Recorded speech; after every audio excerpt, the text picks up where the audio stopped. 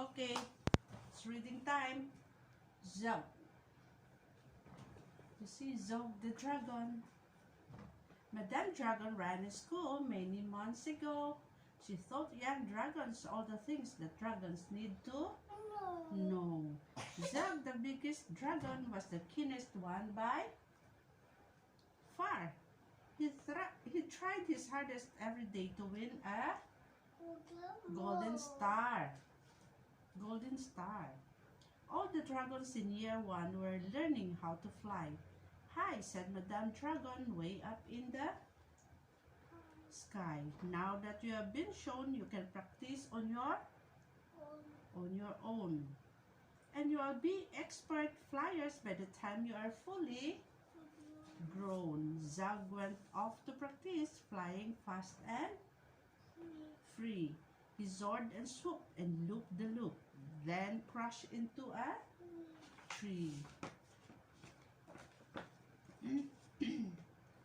Just then, a little girl came by. Oh, please don't cry, she said. Perhaps you'd like a nice sticky plaster for your head. What a good idea, said Zog. Then up and off they flew, his plaster gleaming pinkly as he zigzagged through the blue. A year went by and year 2 the dragons learned to roar. More, said Madame Dragon, louder I implore.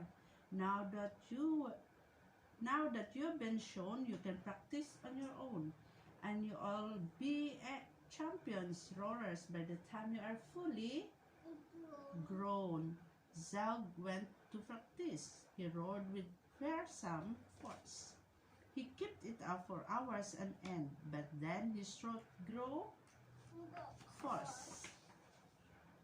Just then the girl came by again. She said, "What rotten luck! Perhaps you'd like a nice soothing peppermint to suck." What a good idea, said Zog. Then up and off he flew, and breathing fumes of peppermint, he zigzagged through the blue. A year went by, and in year 3 the dragons learned to blow. No, said Madame Dragon, breath out fire, not snow. Now that you have been shown, you can practice on your own, and you all be breathing beyond fires by the time you are fully grown. Zog went off to practice. He blew with all his might. He twirled around in triumph, and his wingtip caught alight. Lie down. Yeah, lie down, or else I stop reading. Lie down. You want to lie down or no? Yeah. Then lie down. Okay? Just then the girl came by again. She said, "You poor old thing, perhaps you'd like a nice stretchy bandage for your wing?" What a good idea, said Zog. Then up and off he flew, his bandage fluffing wildly as he zigzagged through the blue. All the year 4 dragons were learning. Can you guess? Yes, said Madame Dragon. How to capture a princess? Now that you have been shown, you can practice on your own.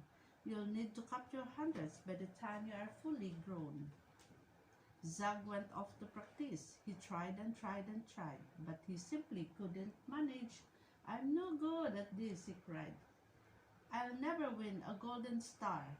Just then he saw the girl. Perhaps, she said, you'd like to capture me? I'm Princess Pearl. What a good idea, said Zog. Then up and off they flew, the princess gripping tightly as they zigzagged through the blue.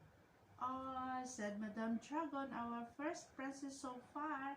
Congratulations, Zog, my dear, you have won a golden star. Zog was proud and happy, and Pearl felt good as well. She took the dragon's temperatures and nursed them when they fell. A year went by, and in year 5, the dragons learned to fight. Right, said Madame Dragon, here comes a real live knight. Up spoke the knight. My name, he said, is God about the Great. I've come to rescue Princess Pearl. I hope I'm not too late. Zog breathed fire and beat his wings. You can't, she's mine, he roared. Oh no, she's not, yelled Godabot and waved his trusty sword. The other dragons crowded round and watched them, all agog.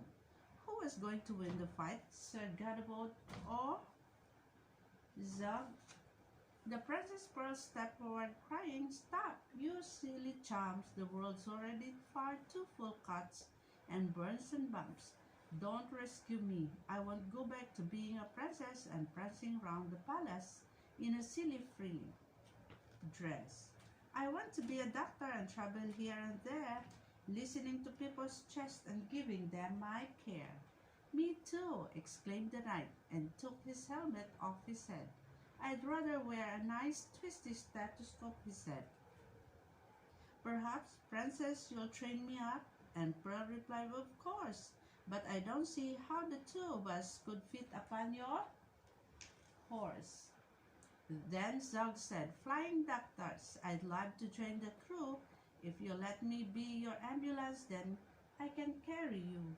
Bravo, said Madame Dragon, an excellent career.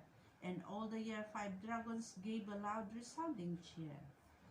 Then Madame Dragon told the horse, I really hope you'll stay. I let you be my pupil's pet and feed you lots of hay. What a good idea, said Zog. Then up and off he flew, the flying doctors waving as they zigzagged through the blue. Good night, Zog. Okay? Go and sleep. Okay? Good night, Nathan. Then, enough. You see, 1:15 already. What time is it, Mr. Wolf? I don't know. The one what? The snail. Oh. The snail and the whale. Oh no, so long this one. I'll cut it off. I skip,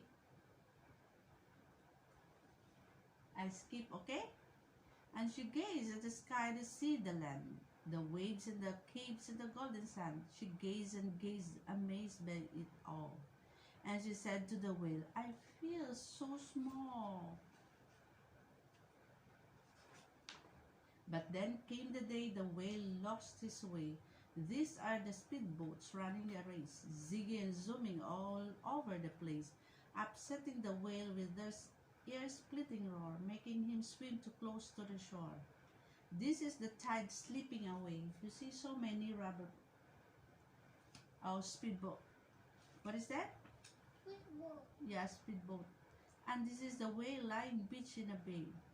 Quick, off the sand, back to sea, cried the snail. I can move on land. I'm too big, moaned the whale. The snail felt helpless and terribly small. Then I've got it, she cried and started to crawl. I must not fail, said the tiny snail. The tiny snail want to help the whale to go back to the sea. This is the bell on the school in the bay, ringing the children from their play. This is the teacher holding her chalk, telling the class, sit straight. You lie down. Don't talk. This is the board, as black as soot. And this is the snail with the itchy foot. A snail, a snail. The teacher turns pale. Look, say the children, it's leaving a trail. This is the trail of the tiny snail. A silvery trail saying, save the whale. You see, look at the children. These are the children running from school, fetching the fireman, digging a pool, squirting and spraying to keep the whale cool. Spraying water. This is the tide coming into the bay, and these are the villagers shouting, hooray, as the whale and the snail travel safely away.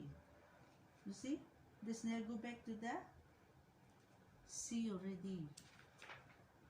Back to the duck and the flock on the rock, who said, how time's flown and haven't you grown?